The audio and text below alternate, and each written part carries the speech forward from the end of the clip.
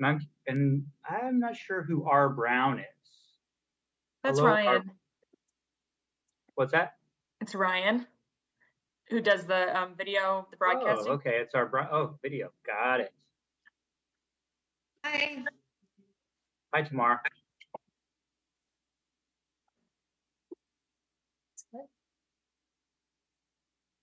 Just close the door.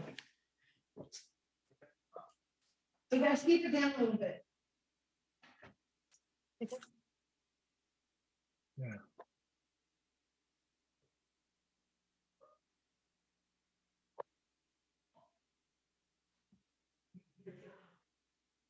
Good evening. Hi, Steve. Hello. Hey, I'm doing well. I'm up. My PC is updating Zoom right now. I might be able to switch over here to a more standard view. Sounds good. We can see you pretty good and hear you good. So Yeah. All right. All right. Well, then, if this works, I can just run. I'm on my phone right now. We can just run it from here. Sounds good. All right. Great. Steve, do you know if Jeff and or Deborah are coming tonight? Do you know anything about? Jeff is not. Deborah is expected. Okay. Perfect. Give me just 1 second. Chairman Brown Eyes, I don't know if maybe you have some other information, but I did get an email from Deborah Baskett saying she was unable to attend the June 8th meeting. No, I was not aware of that. Oh, you know what? She sent it just to me. I thought she sent it to the group, but she sent it to me after I sent out the agenda. So sorry about that. I should have told you earlier. Okay, great. All right. Well, we have quorum though, so that's fine. Why don't we go ahead and get started? Somebody at that end has to click recording. Recording in progress. All right. If we could do that with a call to order for the June 8th, 2023 Louisville Planning Commission meeting with a roll call, please. All right, Commissioner Choi. Present. Commissioner Howe. Here. Commissioner Krantz. Here. Commissioner Osterman. Here. And then Chair Brown Eyes. Here. Motion to approve this evening's agenda, please. A motion to approve tonight's agenda. Can we get a second? Second. Thank you. All in favor? Aye. Hi. Motion carries. I will now open it up for public comment for items that are not on the agenda. If there are anybody who wanted to speak that's not on the, let's see. I guess I do have full visibility here. If you are participating by computer, star 9 by phone and raise hand by computer. Seeing none. I will we'll continue then with the minutes. Why don't we has everybody had a chance to review the May 11th minutes? All right. If we can have a motion to approve the May 11th, 2023 minutes. And I will recuse myself because I was not in attendance for that meeting, Chairman. Great, I will thank move you. to approve the minutes from May 11th. I'll All right. second. Thank you. No corrections. All right. And I guess we can do a voice vote. Although actually so when we were doing, when we're doing Zoom, we were saying at one point we were only doing roll call votes. So why don't we go ahead and do a roll call on that, unless Director Zucchero has a different, no. All right, great. yeah, we could second? do it either way. I think that was a policy for a while when we started Zoom, but for something like minutes, I think we can do voice vote. Okay, all in favor? Aye. Aye. All right. Motion carries. Thank you all. And continued business. If, let's see, Amelia, I believe you have the first item. Yes, and the applicant has requested that this be continued to the next meeting. All right. Is there any discussion amidst the commission members regarding the continuance? Seeing none, a motion to continue, please. And just to confirm, this is the 916 main planned unit? Correct, development, yeah. Yeah. Motion to postpone to July meeting. To continue to Continue.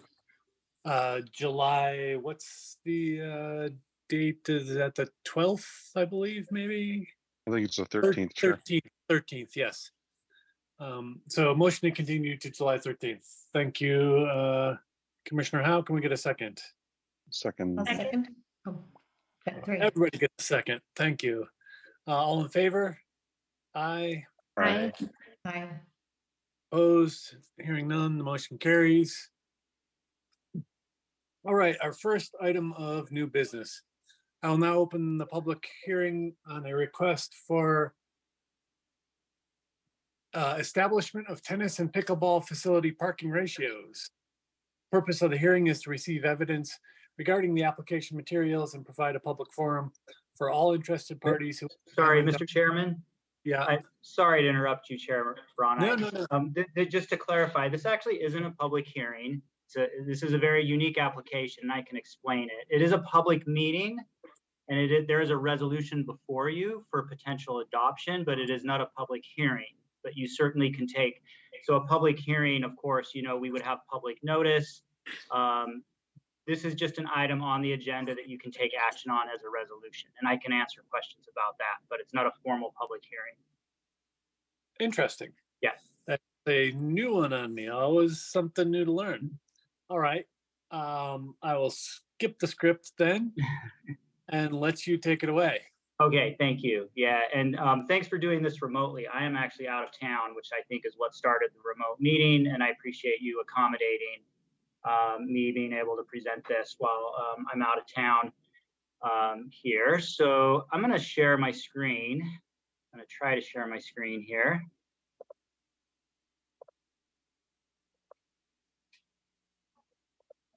Okay, so hopefully you can, and really I'm just going to walk us through the staff report. So just no, sorry to interrupt you, Director Sure. Zacher. Looks like Commissioner Basket just joined maybe. Okay. Did I see that flash? Yes. Okay. Noted for the minutes. Excellent. Great. Yeah, thank you.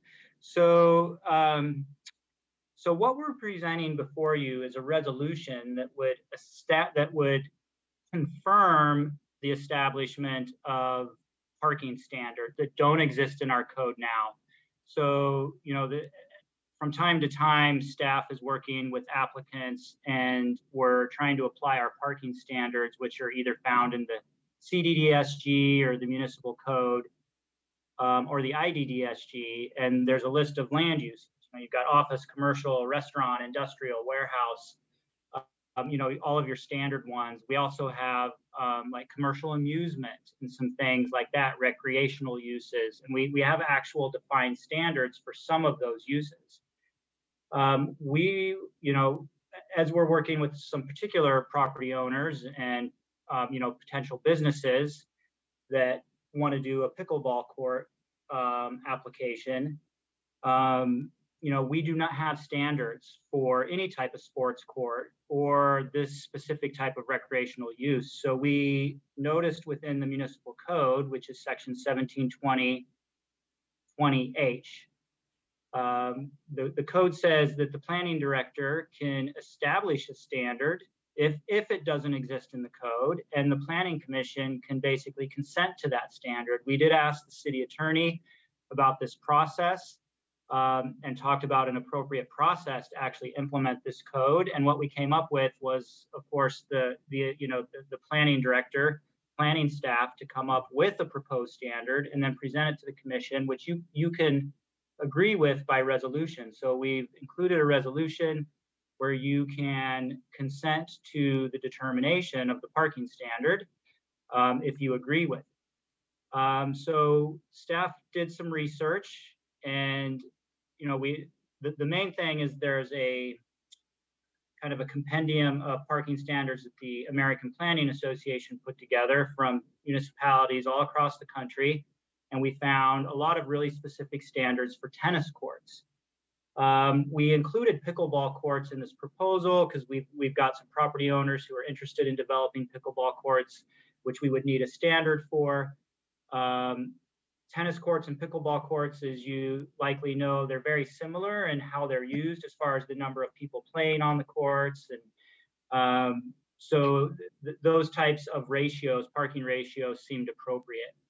So we gave you some of that background information in the staff report. And what we are proposing is that for any type of pickleball or tennis facility, whether indoors or outdoors, that there would be 4 spaces required for each playing court, whether that was indoors or outdoors. We're also proposing that our ancillary spaces like foyers, vestibules, hallways, locker rooms, restrooms, warm-up areas, those you wouldn't have to include those in your parking ratio. Those are kind of just in support of the courts, the demand that you need for those courts.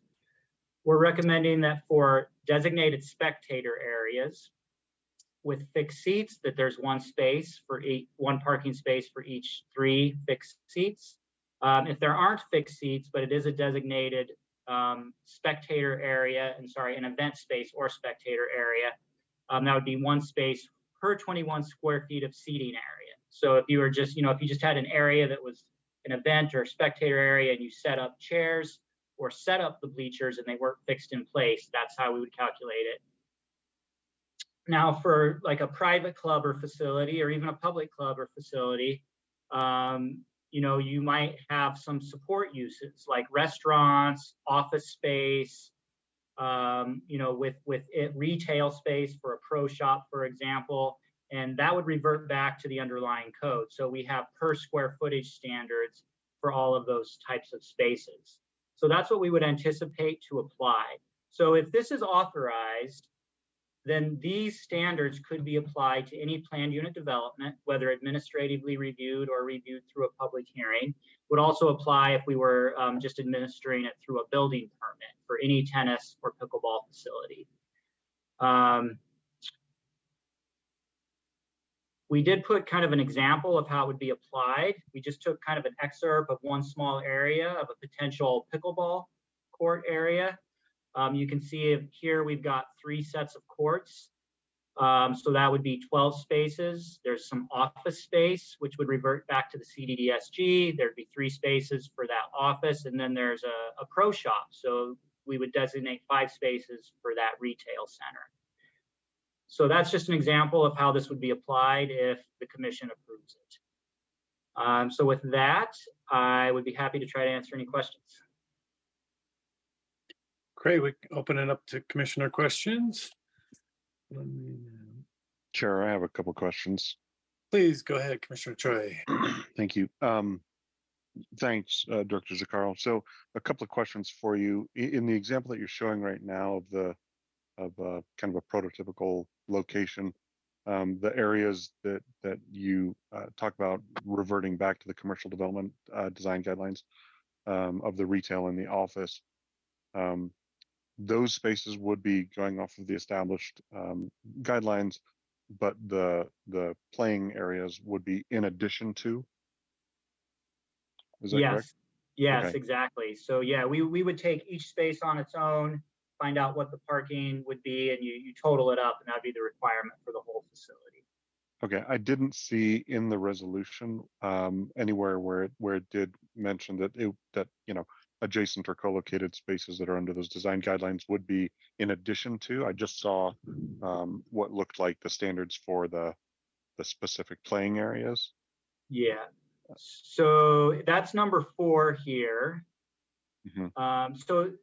And maybe what's missing is it doesn't say it's cumulative, but we actually have within the municipal code, there is language, and I could find it. I don't have the reference off the top of my head, but there's language in the municipal code that says when you have multiple uses within a building, that you sum all those uses together. But number 4 Mhm. is where it talks about that you would park those affiliated, what we're calling affiliated spaces, that they would have to be parked at the ratios from the CDDSG. That's number Mhm. 4 here. Okay. Um, I do think that maybe if it's specifically called out there, that's good, but otherwise maybe just showing that it is cumulative or in addition to Yeah. would be helpful. The other question I had was that I didn't find any specifics about distances from and how they get allocated to. And I think about just the recreation center that we have right now, right? We know that those the hockey rink can also be used for pickleball courts, and if that were transitioned at some point, right, that there are the spaces kind of down on that lower level, but one could say that they're for the skate park, or the spaces that are above, are they for the tennis courts, or are they for the recreation center? And so was there a discussion with staff about how far is too far for a parking space to be allocated? No, we really didn't discuss that. I think our code requires that so if you're just meeting the base code, your parking has to be on the property, on the parcel that you're developing. Now, when you go through a PUD, it's very common for us to have shared parking agreements amongst our properties, but that's usually part of a public hearing PUD review where there's parking waivers, and that's a different process. So if we had a pickleball or tennis facility that had parking that wasn't on their property and they were relying on shared parking, that would probably be a public hearing PUD, and they'd be going through our parking waiver procedure. Okay, thank you. Just last question out of curiosity, was this just something that came up, or was there a request for specifically parking for pickleball and tennis facilities? Yeah. So we do have a PUD application. We are doing, and there's a pretty good chance it's going to be administratively reviewed, but there's always a chance that even an administrative application could turn into a public hearing application. So we're not discussing that site specifically. Okay, thank you. With the commission, just in case it comes up as a quasi judicial matter. Thank you, I appreciate it. Yep. Additional questions?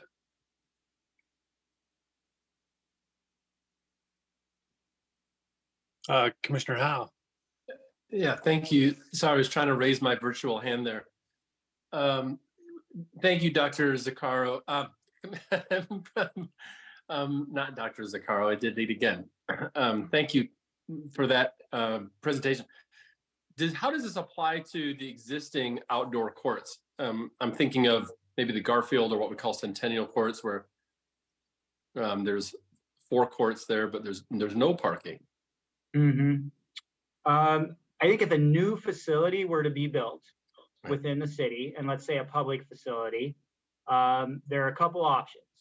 One, they would actually provide parking based on this standard, or they could, request a waiver from City Council, Planning Commission, and City Council from the parking standard if they didn't want to have parking at those facilities.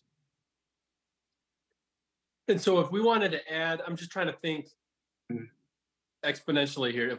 If there was a request to add a court to a public set of courts, let's say that already exists, that does not have a parking lot, that would have to go through this established parking standard. Yeah, so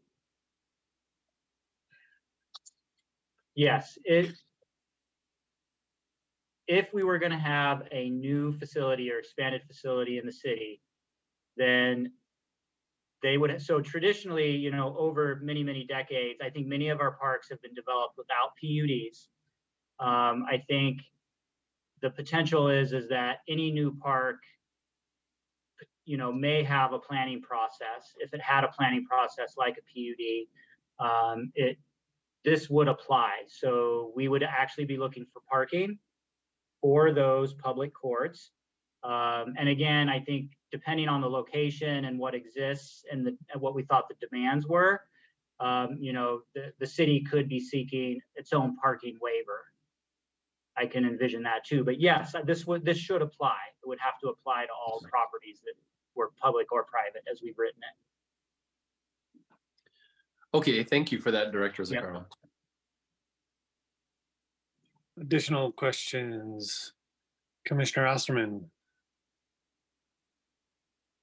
Thank you, Chair Brunice.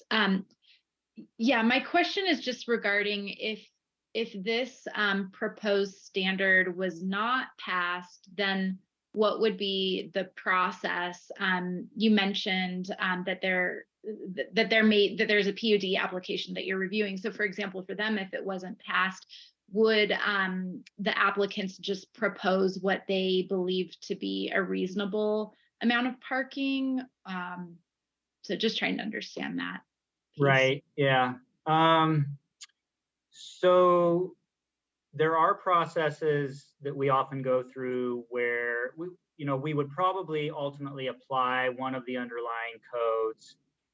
They probably, it wouldn't fit the use in an appropriate way, and they probably need a waiver. This is kind of what we're up against. If you just do an assembly use, for example, that's 1 per 21 square feet. And if you apply that, 1 space per 21 square feet to a sport court, you've got hundreds and hundreds and hundreds of parking spaces that you don't need.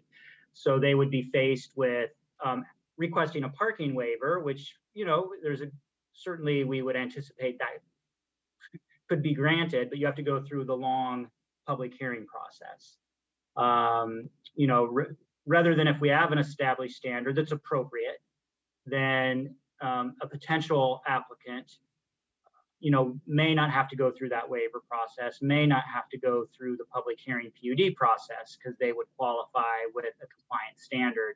So I think, as staff's looked at this to that vein, we want to make sure that what standard exists or gets created here provides adequate parking. So we don't create an issue where people are maybe parking in neighborhoods or parking in places where they shouldn't be parking in an unsafe manner or causing congestion. So that's, certainly why we have minimum parking standards.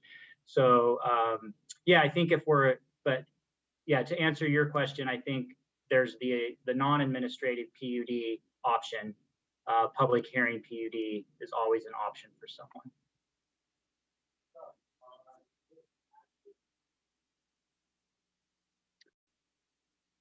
Commissioner Basket. Thank you, Chair Bernice. Director Zaccaro, could you go back to the part of your memo that has the other communities you looked at? Mm-hmm. So I think that we tend to overpark in the United States, and I hate to see more asphalt go down than we absolutely need. So my limited understanding of pickleball is that there is a high demand for it, and knowing our community, I want to think that maybe one of those people is going to ride an electric bike to go play pickleball and not all 4 of them drive. In combination with the example, let's just use the example for a minute. The retail, I think, required 5 spaces. You don't have to go back to this. Just the point is that there's additional parking. Whereas I've never been in a golf shop or a tennis shop where there's 5 people there at the same time. It's usually, spring a handful of people coming through. So I guess I'm just raising for consideration of the commission if 4 spaces is the right number, or if perhaps 3 spaces would be sufficient. Thank you.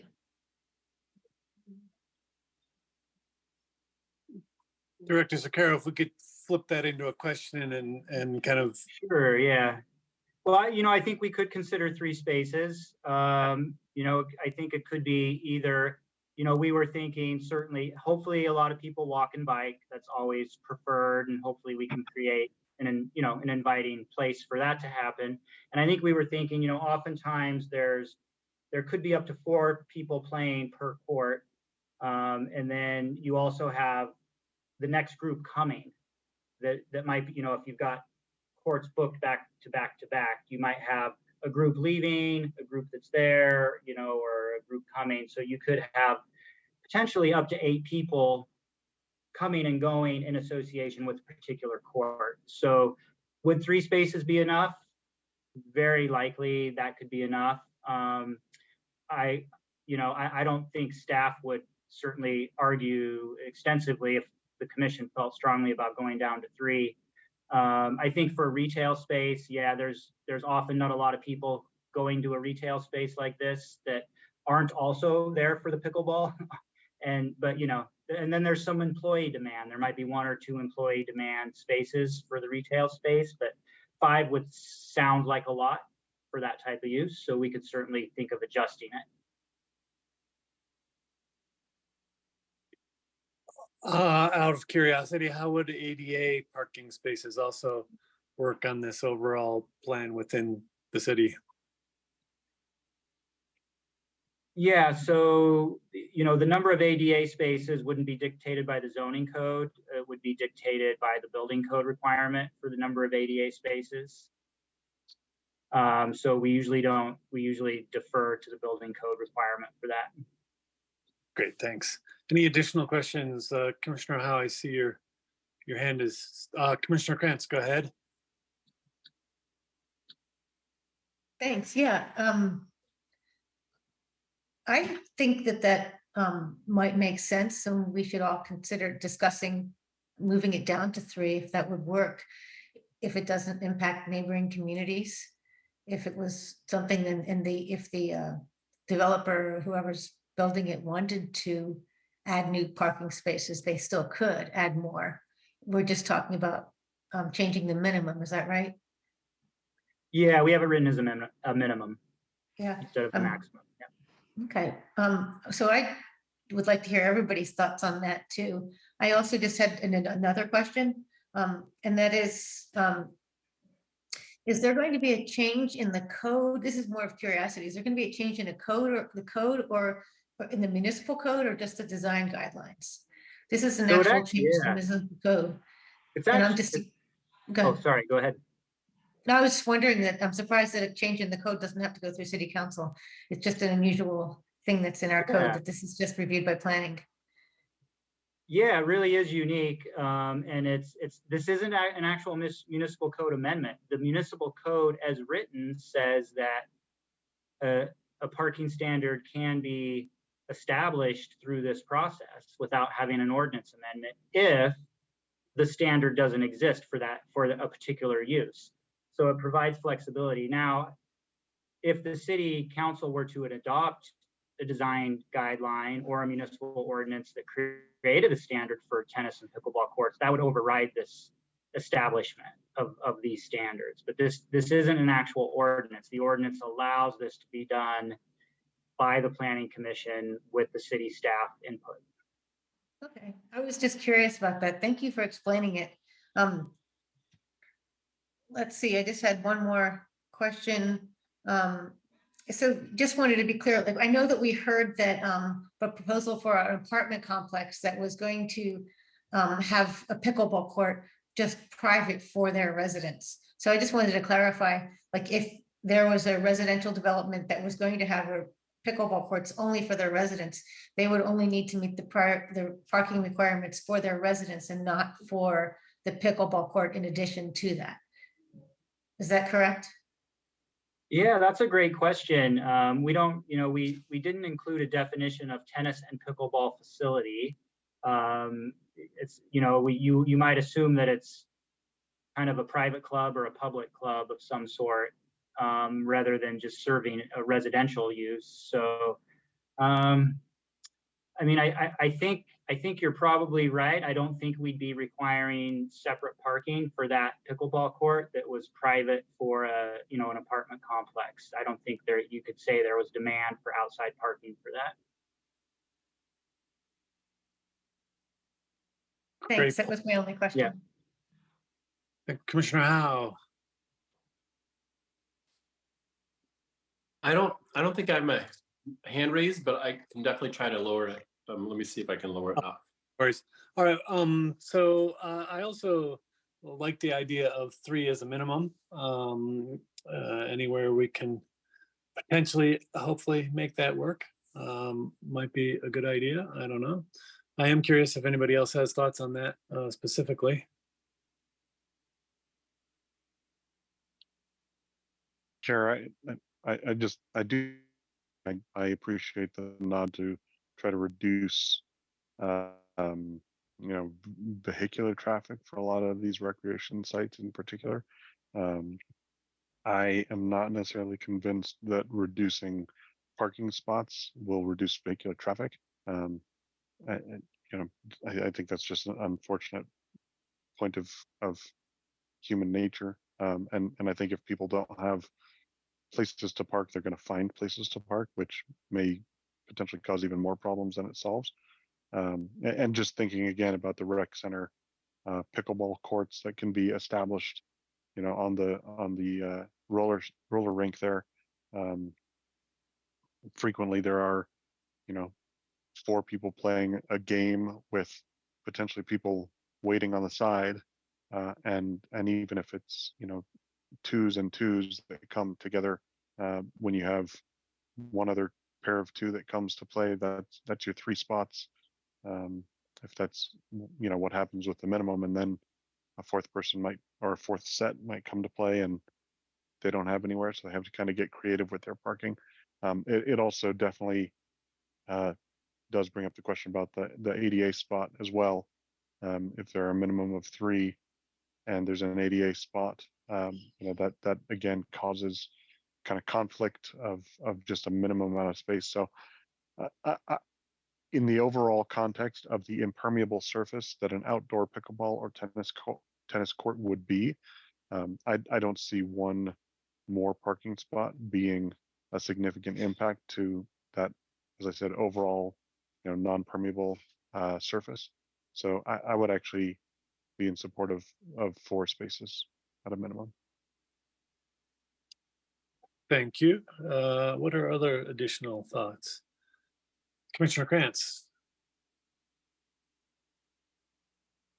Yeah, I feel like staff usually does a thorough analysis and has good reasoning behind this. And when I first read it, it seemed like a really logical choice to pick 4. It was kind of in the middle, plus space for spectator seats.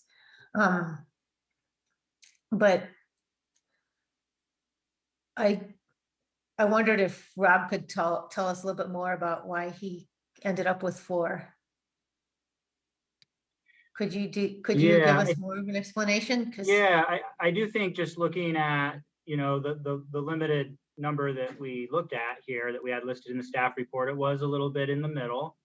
And I think we were thinking that, you know, if there were, you know, you had 2 sets of doubles coming and going, and assuming that, you know, each of those doubles were sharing, and they may not all share, some of them might be individual.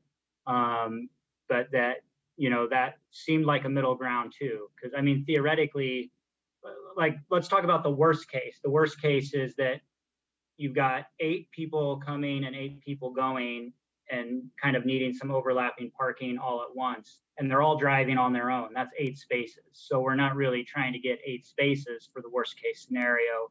We are assuming some people are walking and a lot of people are sharing vehicles.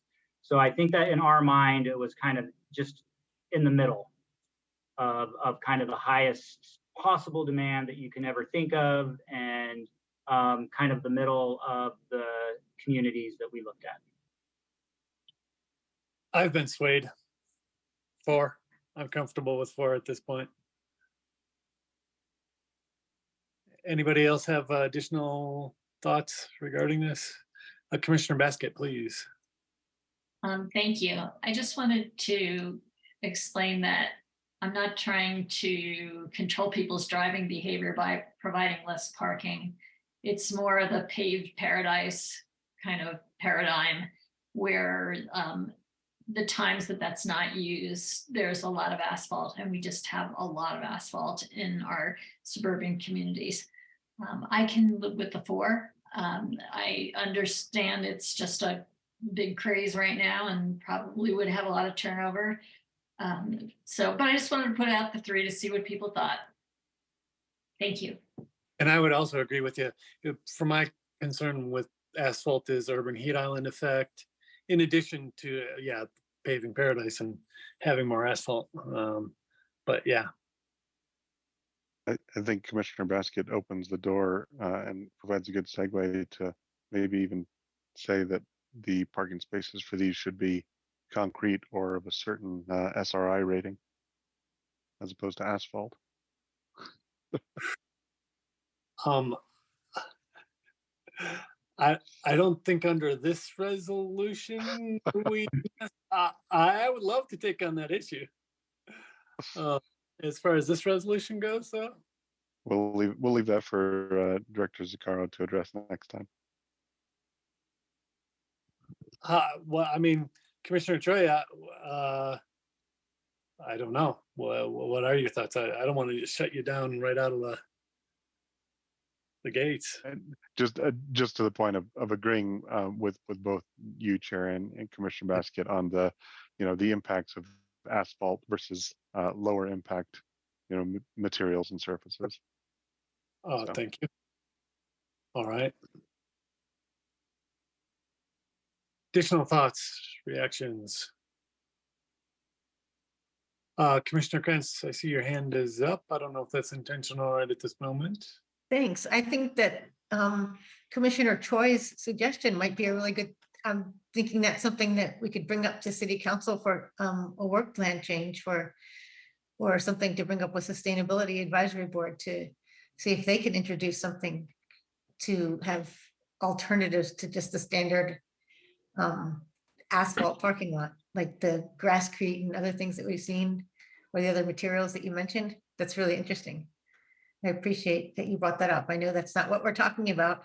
And again, I really do, I thought that the staff analysis was really logical and established the need for a standard and made a lot of sense. But I can't help but thinking that what Commissioner Basket brings up about reducing it, I'm not seeing the negative consequences by going for a minimum, because I believe if it's a commercial facility, wouldn't the creator be motivated to put in, and this is more a question for everybody and for Rob, but wouldn't they be motivated to put in the adequate amount of parking spaces so they don't lose business if this is a something where they're charging, if it's not a city facility? I mean, I might think in this case that they would do that. And then my final thing is, what is the trigger for the number of spaces that you need to have an ADA parking space and a electric car charger? I mean, if there was only like 2 courts, would the 3 put you below the minimum needed to require that? Like if you had a 2-court facility? Yeah, I don't know what the requirement is. If anybody knows what the ADA requirement is, I apologize. I don't know off the top of my head what the minimum standard is. So weigh in if anybody knows, because I know there's some here who may be an expert on that more than me. And then I'm sorry, what was your question other than the ADA spaces? Yeah, I guess I was just concerned that, like, Oh, if you only had 2 courts, then that would require only 8 spaces, 8 spaces, or only yeah. 6 spaces. Is the difference between 8 and 6 going to make the difference in us not having an ADA space or not having electric car charger? Like, is there? Well, yeah, so there's a couple things there. I mean, one is that we do have the electric car parking ratio standard, so those would be required for any commercial. I just We're still forgot gonna what have that to- was. Yeah, And I I was could look thinking it of like a up. typical place, if you only had 2 courts, that would be like the minimum. Would that like throw us into a situation where they would have to have an ADA space no matter what, right? Yeah, and I think your first question was, if this is a commercial establishment, they're going to want spaces too, and that's true. Typically, the business is going to know how many spaces they need. We do have a lot of businesses that,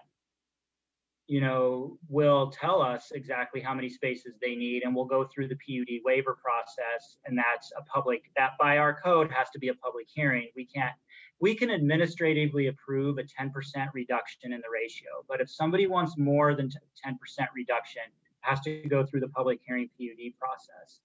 So on an established property, and we, typically we can only do administrative PUDs not typically, only we can do administrative PUDs on properties that have already been developed and are redeveloping.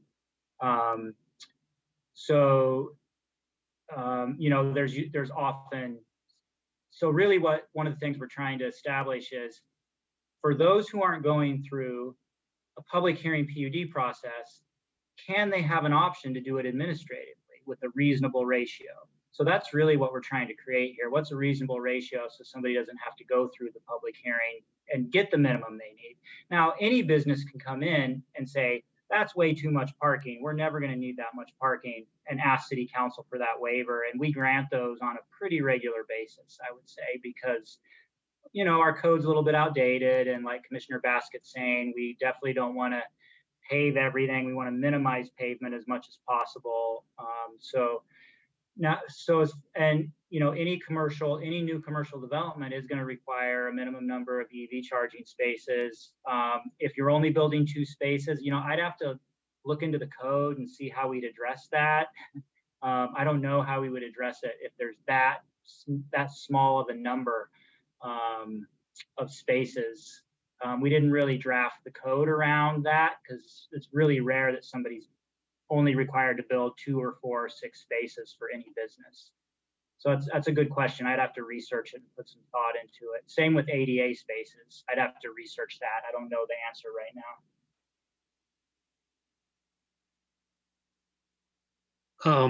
now. Commissioner Howe.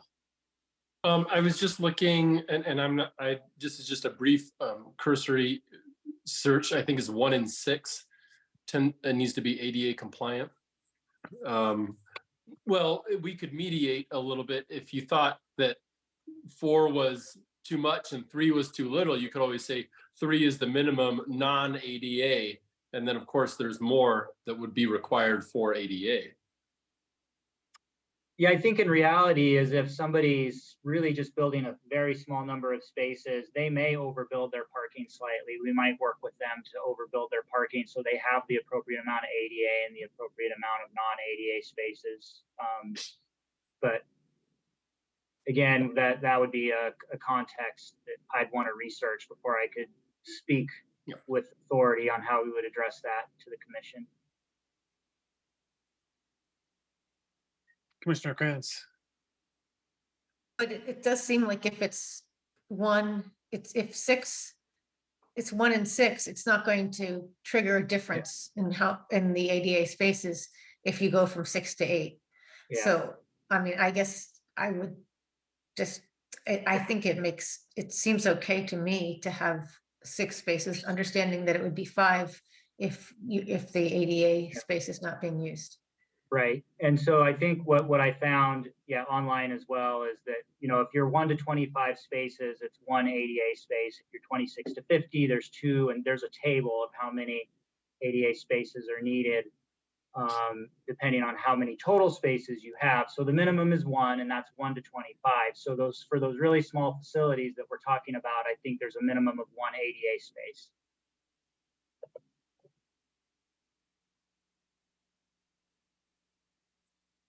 Great. How are people feeling otherwise as to whether we need additional research, or are you generally feeling comfortable with it as written at this point in time? It seems to me, Chairman, that we're just trying to set the minimum requirement. And I think that market demands would probably determine the success of a building or business in this regard. Honestly, I'm not sure it probably makes that much of a difference. If I'm going to build a tennis or pickleball court, you want adequate spaces. I think 3 or 4, either one is fine. But remember, we're trying to set a minimum.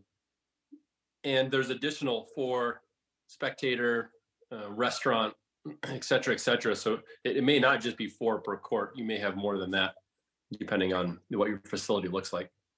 Yeah. So, and process-wise, just to remind you, even though this isn't a public hearing, you certainly would typically take public comment if there is public comment. And I think there are a few people online if you do want to take public comment.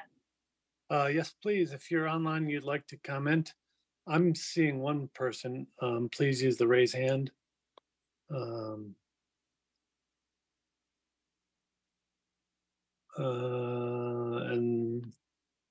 So we have Joshua Cooperman, and it looks like he is unmuted.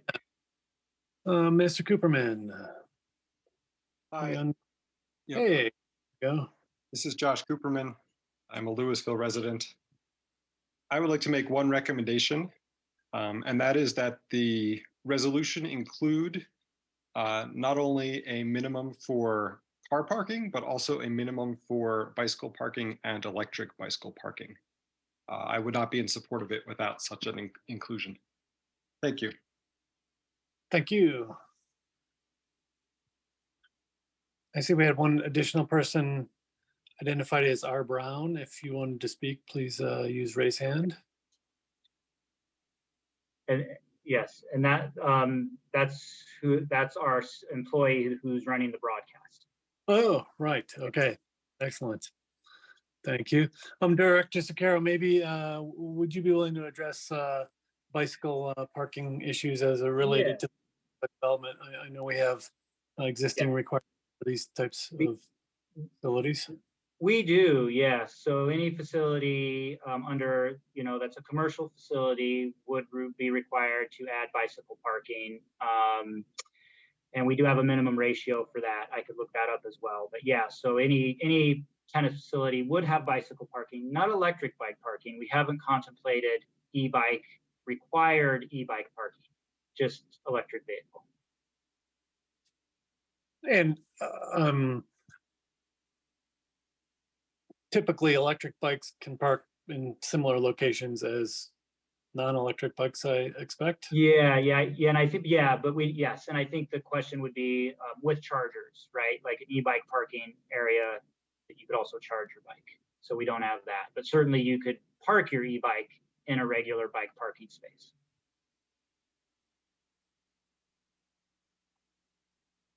Any additional commissioner thoughts or questions?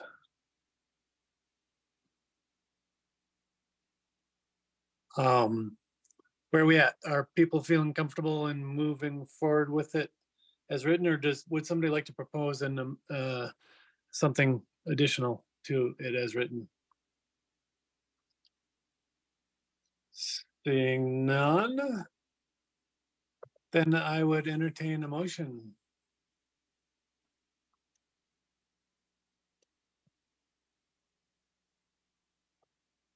Commissioner Krantz. Oh, sorry, Deborah, did Deborah want to propose the 3, or is that off the table now?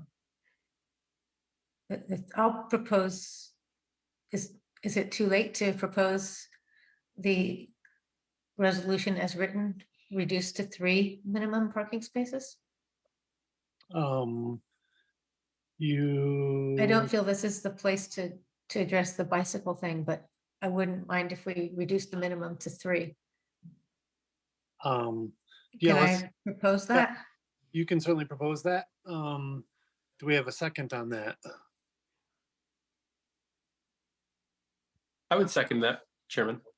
Okay, then discussion as proposed. Commissioner Choi, I know you had expressed concern about this minimum of 3. Yeah, Chair. My opinion still holds. I feel like 4 is appropriate minimum. All right. So I am curious, Commissioner Krantz. So when we do think about that potential of having people, even if they're paired up, that crossover time, we're not with 4. We're not meeting the maximum potential of 8 if everybody drove their single occupancy vehicle. But other than wanting to reduce urban heat island effect, perhaps, was there any other arguments for that reduction? That was the only reason, and I was in agreement with what Commissioner Howe said, that market forces would create that would allow would create the desire for any developer to make adequate parking to meet their needs, and they could always do more. So I was thinking it might just facilitate it, so nobody, just in the remote possibility that anybody wanted to construct pickleball courts and said, well, I have to have 4 spaces. There was a need, they only wanted to make 3 per court, but they decided that it was just, not worth going through a public hearing for a waiver. So in that small scenario, Mhm. but I'm willing to, I don't feel really strongly about this one. I know that the only thing that makes me a little bit, made me a little bit hesitant was that staff that Rob has probably looked into this a lot more than I have. And I agreed with his assessment too. Great, Commissioner Osterman. Thanks. I was just going to say that I think I could also go either way. I think I'm comfortable with the 4 spaces. I was just going to add that I was also thinking about it from the perspective of the amount of square footage that the pickleball courts or that the tennis courts would take up, just to try to have some sort of a comparison to the current minimum parking ratios when you compare to other uses like the retail uses, restaurants. And it seems, I know we're talking about the number of people that might be using a pickleball court or a tennis court at one time, but just thinking about surface area. And when I looked up kind of the average playing surface of a pickleball court, it looks like it's just under 2,000 square feet. So if you compare that, say, to a retail use that's around 2,000 square feet, it would be, if I'm interpreting correctly, the retail users would have to, for example, provide 9 parking spaces. So it seemed to me that the 4 is reasonable when you're trying to also make that comparison to the current ratios.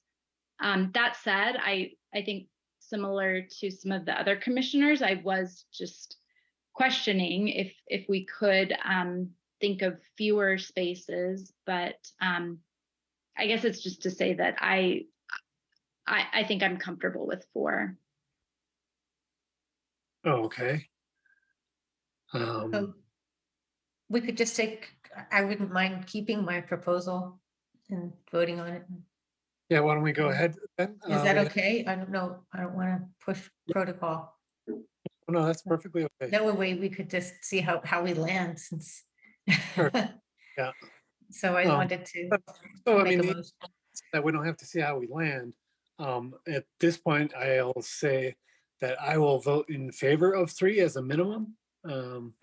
And I expect that a commercial facility, excuse me, would probably build more than 3. And I don't know what will happen with the city, but it's not since it's not a maximum requirement, it's a minimum requirement. It'd be an interesting test to see if it gets over, built. More spaces get built typically.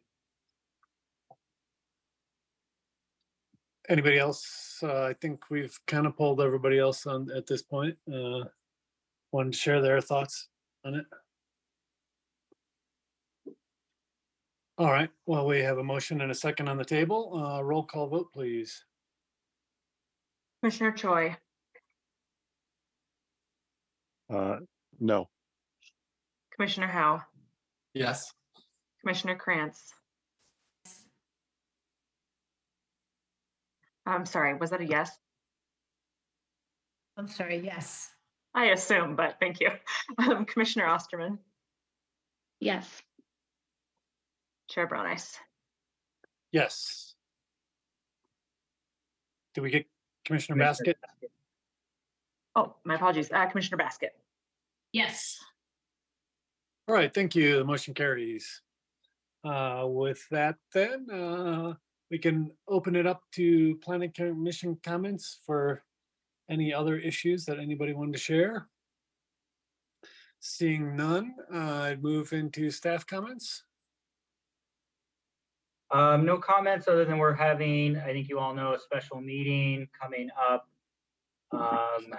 on June 22nd. So we're having our housing study consultants make a presentation to the commission on the housing needs assessment, and they're starting to do a lot of public outreach and doing stakeholder interviews. So I think there'll probably be some summary of that as well on June 22nd. So it's really just an initial presentation with the consultants and city staff.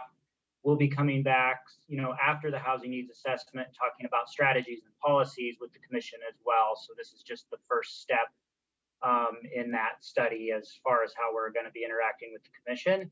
And then July 13th, we've got a couple potential things to review. One is the dark sky lighting ordinance, and then a Delo Plaza PUD First Amendment. Great, thank you very much. I would then move to adjourn. All in favor? Aye. Aye. I, Hearing no opposition, look forward to seeing people at the housing study presentation. I will be participating virtually for that one. So see you all then. Thank you. Thanks, everyone. thanks, Rob. Thank you. Bye. Recording stopped.